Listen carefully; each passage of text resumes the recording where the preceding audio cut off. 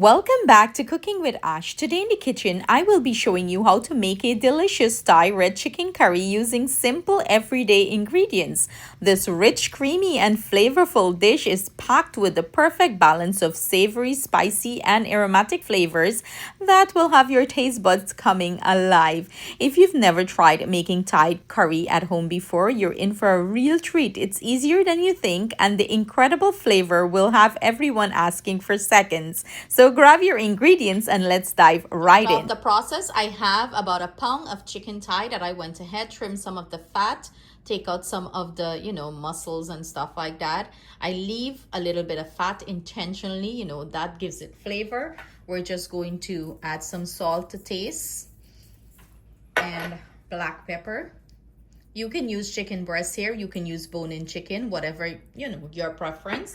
We're just gonna mix this in and we're gonna start the cooking process. I have some olive oil heating up here, and you want it to be hot because we just want to sear this chicken off. I'm gonna add my chicken pieces and I'm gonna let it get a quick sear, and then I'm going to remove it from the pan. So I'm just flipping the chicken pieces so both sides can achieve a nice sear.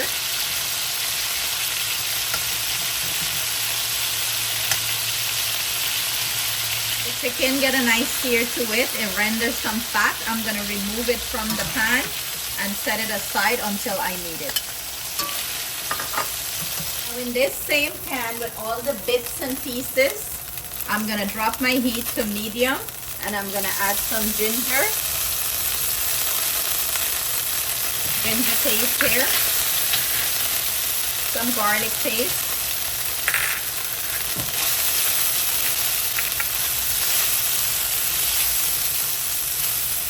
and in goes our Thai red curry paste.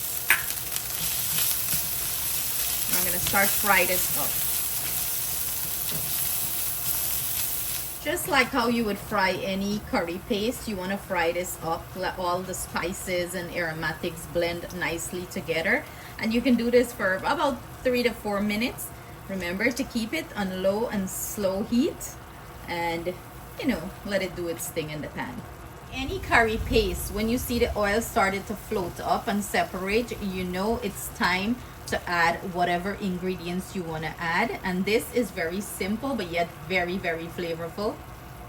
I am using an electric stove and I have the dial on 2. I'm keeping it low and slow. Do bear in mind, some red curry paste is very salty, so taste it before you add any sort of salt. I'm using a little bit of fish sauce to this. Just a little bit, because fish salt is salty too and you do not want to overpower anything. And I am adding a little bit of sugar to balance everything here. Mix that in well. And now we're going to go ahead and add our coconut milk here. This is a very rich, flavorful, quick and easy curry to prepare. Mix that in.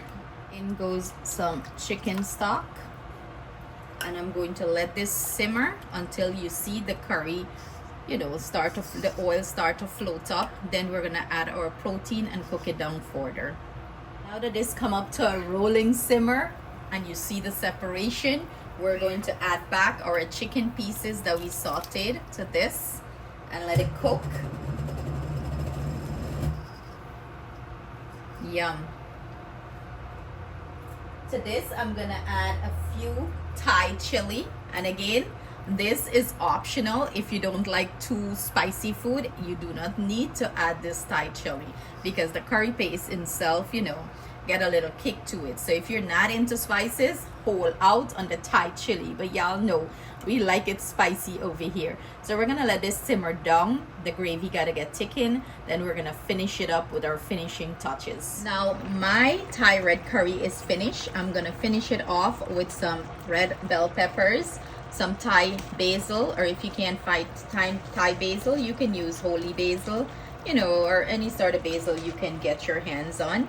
And I am using some lime juice to finish this off. Mix everything and turn it off. That's it. You have the most delicious Thai red curry ready to plate and serve. And you can decide how much sauce you want to leave, but I don't like my sauce too thick or too runny. This is the perfect consistency for me, and it's smelling divine in my kitchen. Also, you can add zucchini here if you would like, any sort of vegetable. If you want to add some broccoli, if you want to add some green beans, whatever you want to add here, vegetable, you can go ahead and add it, maybe a few minutes, like 5 minutes or so before the curry is finished. Look at that, pure beauty. Who's hungry? Who's ready for a plate? Of course, I forgot to top it off with some cilantro. And that brings us to the end of today's recipe. I hope you enjoy making this delicious Thai red chicken curry with me. It's rich, creamy, packed with incredible flavor, and I know you're going to love it. If you give this recipe a try, let me know how it turns out in the comment below. I always love to hear from you.